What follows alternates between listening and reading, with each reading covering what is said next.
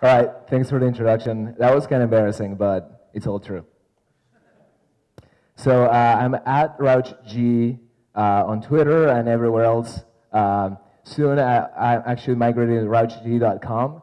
I'm kind of obsessed with being Rauch G everywhere now. I'm Guiche on GitHub, Rauch G on Twitter, soon RauchG.com. The cool thing about Socket.io is that it kind of goes back a very long time. Like the reason that I got interested in real-time collaboration happens to be that I wanted to enable real-time document collaboration in the classroom.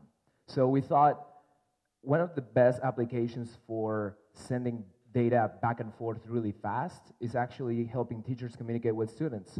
And we came up with this idea for something called RosePad. Very similar to Etherpad and Google Wave. They were all in the same, fundamental idea. And Socket.io actually became the transport for that. It was kind of like going on a tangent back then. And we ended up changing our idea a bunch of times. A lot of open source software was created. That explains why everything is under the Learn Boost GitHub handle. And then we actually came up with an idea for something even simpler, a very easy way of sharing anything that could be basically rendered on a web browser. So you would give us a file, and we would process it on the back end, and then we would send real-time events about how we transform those files to the browser. And these days, we find ourselves sort of back at where we started because we're working a lot on media management, media processing, and real-time text collaboration. And what I wanted to talk about today is precisely how rich text collaboration is a very hard problem with very specific decision trees that you have to make in terms of how you implement it that have an impact on everything. So the way that you implement your WYSIWYG editor has very direct implications on how you're going to collaborate in real time. So that's basically what I'm going to talk about today. You guys probably remember projects like FCK Editor or TinyMCE. So you probably already know that real-time rich text editing is really hard. And then real-time rich text editing just adds a huge other layer of complexity, or you could look at it as simplicity too. Rich text editing in real time is a very, very hard problem, and the best way to tackle it is by introducing constraints into the system. So before I go into the details of how I would implement real-time rich text collaboration, I want to basically set some foundations about our use case and what features and what capabilities we expect out of our rich text editor. So we started with the fundamental idea that what we create ideally is mobile first, but essentially the same code base should be able to run on different viewports with different modes of interaction, namely touch and keyboard input. Considering, again, that the UI might vary, but we want to enable this real-time rich text capabilities on every device. Some of the UI capabilities we want are pretty straightforward and common, like emphasis and color, links, text that could be in different layouts, like tables or lists. Something that we call the arbitrary blocks, which could be images or galleries or YouTube videos or tweets that could be embedded into the document. Then undo and redo, of course. Undo and redo over a collaborative medium is more complicated, but it should be a feature of the system. Then the idea that something you've probably seen on Google Docs, that you can render other people's carrots. Basically, we have to have the ability to say someone is selecting a piece of text somewhere in the document. We should be able to render that. And we should be able to say someone is here on the document at some point. And a nice thing to have that is actually a fundamental idea of how the system is built is the idea that we have a complete history of everything that happened to the document. And this is a fundamental idea of how actually any real-time document system works, because we start with that basic state, and then we get operations that happen on that document over time. And another nice thing to have is this idea that what you're looking at in the editor is not necessarily the underlying data per se. So for example, if you have something that looks like Markdown, we should be able to render it as the actual rich text, but underlying what we're storing is actually the very text that the user input. From a collaboration standpoint, there's a few fundamental features that we want too. The first one is low latency. So obviously this system has to be as fast as possible. The changes that we send back and forth have to be as small as possible. We want it to be convergent, which means that basically when people make changes, they all look at the same thing eventually. Very tied to this concept is the one of intention preservation, which I'll go into more detail.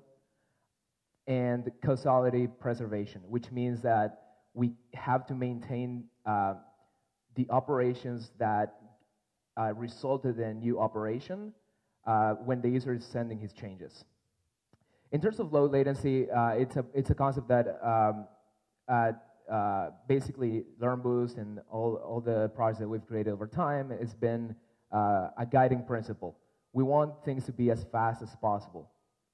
And it's actually very intimately related to the other features of this system that we're designing, because we want an accurate history of changes, and we want to preserve the intention of what the user did to the document, even if there are other collaborators in the document, even if they're in the same sentence of the document.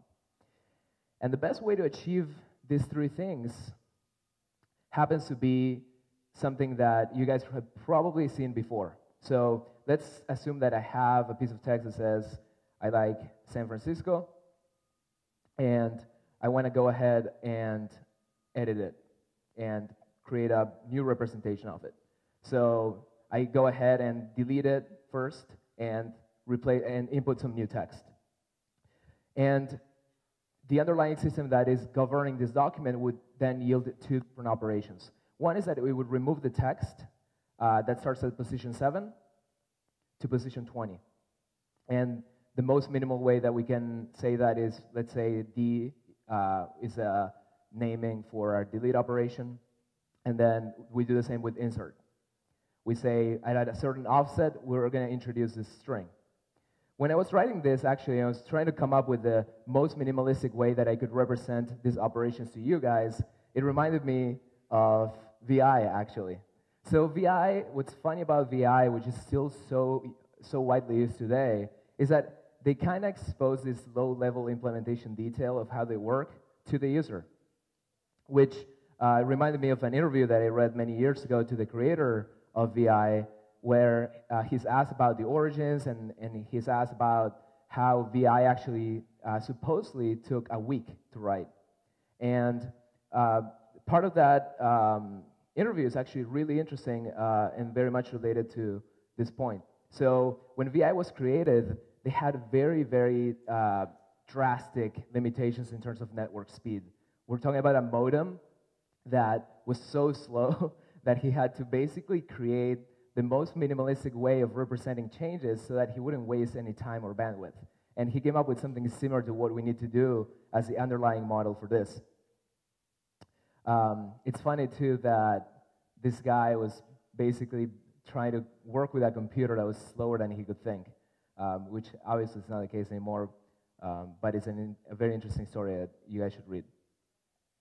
The next, after we sort of decide how we're going to tackle this idea that we need super low latency, we need to decide how we're going to tackle conversions and intention preservation.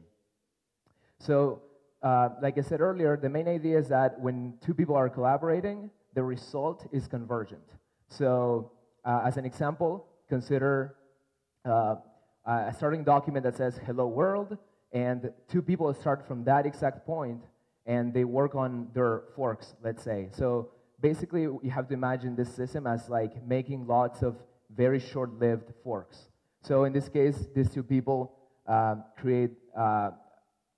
a new word in between each.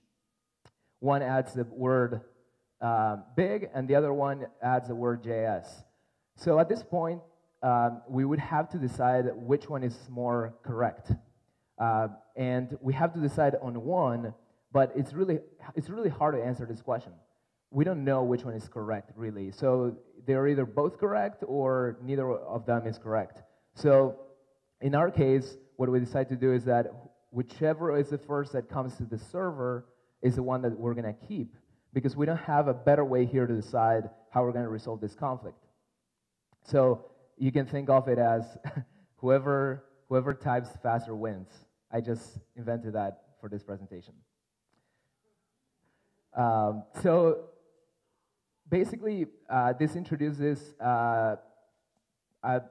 we're basically giving up a little bit on intention preservation, because one of the people was adding an adjective and the other one was adding JS, which technically we could decide on the perfect order for them if the computer had an understanding of the semantical convergence model. But we decided not to do that for the sake of simplicity, but it's something that could be added in the future to the system, because we could have a classifier, for example, that determines that big is most likely to be correct first and analyze the context. In terms of causality preservation, this is a very important aspect. Basically, in order for you to understand this concept, I came up with the idea of a document where someone writes a question. So we consider participant A, he starts writing a question, participant B would see the question being asked in real time, and then user B decides, I'm going to answer it. Meanwhile, we assume that user C is offline. So at that point, JS, we have to make sure that JS is causally dependent on the operation that preceded it. So user C should never be able to get JS without getting the answer to everything is first. So that's another very important aspect of this, of the real-time constraints. This is an example of a causality violation that we want to avoid and that we can test for. So considering that we decide on like what are the capabilities of our editor going to be and how are we going to achieve real-time convergence, we have to make sure that we're very, very good at capturing users' intent, which means when you're editing this content-editable document, we should be able to, as a system, say, okay, the user did exactly this change. So the first approach that obviously comes to mind is ContentEditable, which has existed for a very long time, has been subjected to numerous revisions and different APIs and features. And today, it's still really problematic to use, but browsers are sort of starting to agree on a common API around basically what Microsoft invented a long time ago. But the problem with ContentEditable, if you just turn it on, if you just turn on this attribute on an element, is that by default, it's going to be divergent. So it's going to not satisfy one of our main conditions. So an example of this is, for example, you press enter on a paragraph, and it could result in two different HTML representations. In some cases, it's depending on where you press enter, it's going to, for example, yield a new paragraph. Sometimes it's going to yield a div with a BR inside. True story. So imagine that we fixed browsers to, for them to be convergent. The other problem would be that most of the events that we get on ContentEditable happen after. So in order for us to do some of the stuff that we want to do and do the transformations that we want to do, that's not ideal. The best way would be that we get events before the DOM actually changes. And this was a problem that was faced back in the day by the Google Wave developers, actually. After they came up with a model for solving a lot of these inconsistencies in the DOM, which many of them have been fixed by browsers today, they basically went to the W3C and said, okay, this is basically what we need in order to create a real-time, rich text collaboration system. Of course, we still don't have this, but the idea is that we need events that happen before the DOM actually gets transformed. What we got instead is a new DOM mutation API that batches events together after they occurred. The second approach, which is on the other side of the extreme, I don't know if you guys are familiar with the implementation details of Google Docs, but what they did is they recreated everything. So the caret, the blinking cursor, basically, all the ranges, paragraphs, limits, line height, everything is basically created with HTML and CSS. So I have a little video showing this. So that blinking caret is just basically a div that's 2 pixels wide. So here they're assuming the exact opposite approach, which is in order to capture everything that happens to the document, they will not rely on the browser doing any arbitrary DOM mutations. They will do them all themselves. They're completely in charge, which is a really good approach. Like it makes a lot more sense between choosing something random that the browser does or choosing what you want to do with an underlying model that describes the document and then you render it to HTML. I think the latter makes a lot more sense. But this approach today has 2 fundamental drawbacks. The first one is that you're actually using CSS and HTML for everything. It's a lot of work, and you have to also introduce a lot of constraints in terms of how the layout works. So for Google Docs, it works fairly well because they have this concept of pages with with fixed limits and sizes. So it's an approach that probably I would consider taking too. But the other main problem is that it's still written with a lot of hacks. So as an example, consider the idea of capturing user input in a system like this. The first idea that you might come up with is, oh, I'll just bind an event that captures key presses, and then as I capture them, render to the DOM. Makes sense, right? Nope. So in a lot of cases, text insertion happens through something called a composition. So an example of that is, for example, someone writing Japanese. This is me writing the word Japanese, actually pressing the letters Japanese. It makes no sense. But if you look at what happens is that you get a little popover menu with different possibilities as you start typing. So usually those compositions involve keystrokes and clicks and mouse overs, so we wouldn't be able to get them unless we actually have a valid cursor on the screen. So we can't have this fake cursor. So what's the workaround then for Google Docs? Because of course they do support Japanese typing. So what they do is they overlay a knife frame with a div with ContentEditable inside that gets focused and placed right near the 2-pixel div that they use for the caret, to get this basically composition to happen right where they need it. So this very cool technique all of a sudden is not that cool, right? It's not. So, and the other major drawback is that on touch, a lot of this idea that you're going to reinvent the world in terms of how you edit things, it doesn't really work because you have to start replicating everything, like the magnifying glass, and the ranges that you can drag and drop, like that's a lot of work. It's doable, and we started down that path, but then you have to account for inconsistency between iOS versions and Android versions. Like mimicking that UI is a lot of work. And the result is that, for example, Google Docs today on iPad doesn't have any rich text editing capabilities at all. In fact, what they do is they overlay a text area on top of paragraphs. That's another technique that a lot of people use. Facebook uses it for their mention autocompleter. Like the idea is that you have a div that has some basically styling that doesn't impact the text metrics too much, and then you overlay a text area mimicking those exact same metrics. But that technique also is no good for us because it's very limited in width and height aspects.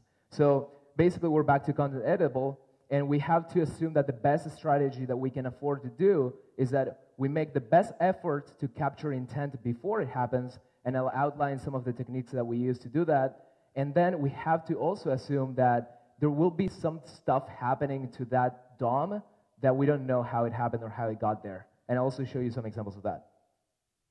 So the first approach to getting the input before it happens is paste interception. So basically when a paste event occurs, we can call prevent default so that we get the contents of the clipboard before they make it to the DOM. And then we can actually have a really good experience in terms of how we render stuff so that we don't have to undo it and have a blinking of when you pasted something, etc. And you can see this in a lot of implementations of ContentEditable, especially when they use it for mentions. If you try and paste Microsoft Office rich text, you're going to see that you can actually indeed include it. So the problem with the approach of intercepting the paste event is that in a lot of browsers, you can't call prevent default, and the clipboard data property is lacking in rich access in a lot of browsers, namely Safari to their latest versions and IE. So the workaround is to actually try to capture the paste before it happens. You create a new div with ContentEditable, you move it off the screen, and you paste there, and then you capture it, and then you restore focus to where it was before. And the problem is that that's also not good in Safari. That's an example of, I'm just going to show you an example that I find really funny. So the before paste event always fires when you press right click. Like it always, even if you don't have anything on your clipboard, you always get an on before paste. It's pretty cool. Thanks, Safari. So you need a workaround for the workaround in this case. So what we do is we detect that you press Command V, and we fall back to the change detection mechanism that I outlined earlier. So the conclusion of this is that you can't rely on intercepting even paste. At some point, paste are going to sneak through, especially with things like drag and drop as well. The next aspect of what we want to do is, if we want to create those operations that say the user inserted this text, we have to detect that the user is indeed typing. So the main approach here is to embed a tiny div, actually at first invisible div.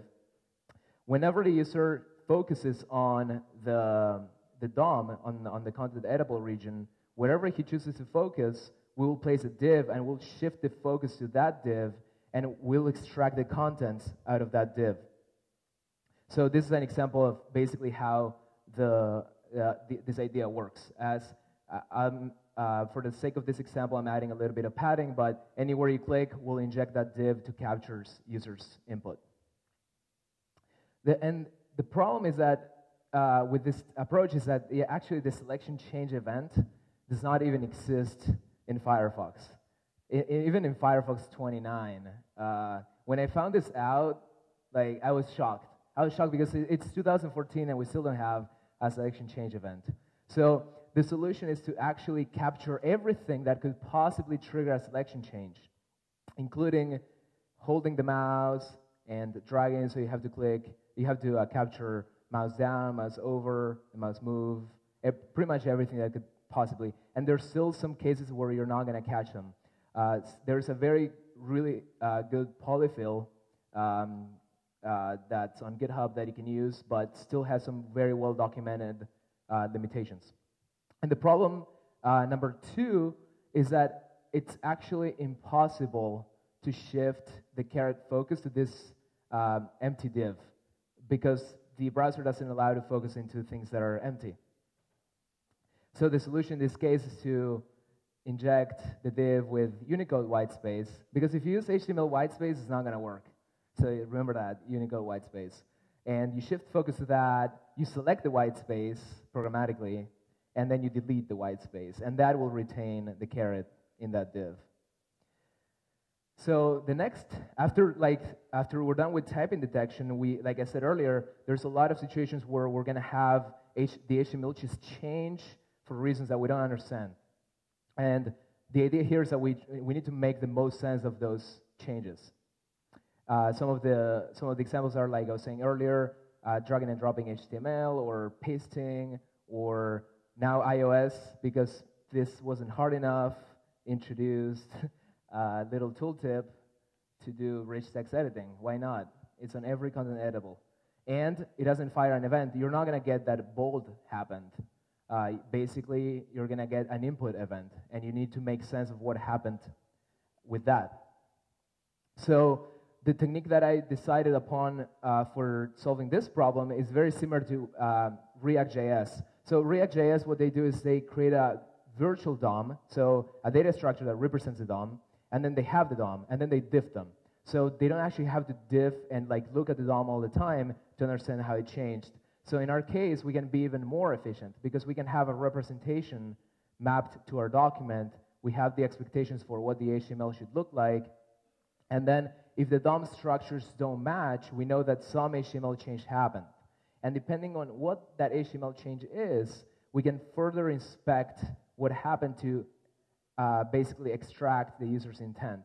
So a technique for doing that is if we look at two basic DOM structures and they haven't changed, but the text nodes have changed, we execute the diff algorithm of the diff patch match project, which has this semantic cleanup mode, which means they will try to create a patch that is basically a patch that a human would have created.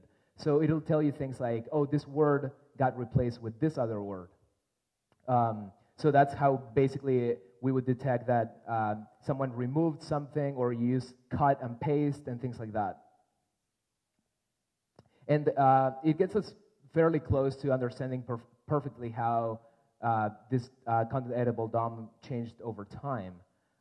In fact, so much so that for the majority of operations, you wouldn't be able to tell that we extracted the intent upon typing, upon pasting, or that we did it afterwards.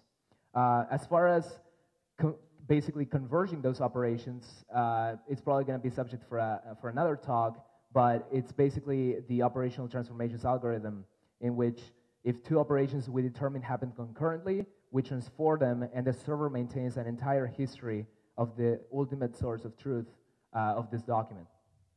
So that's basically the roadmap so far that we've faced when trying to create rich text editing and bring it to the web and mobile and beyond. If you're interested in this sort of problem, you can find me afterwards to discuss it. I'm happy to do so. And thank you so much for coming.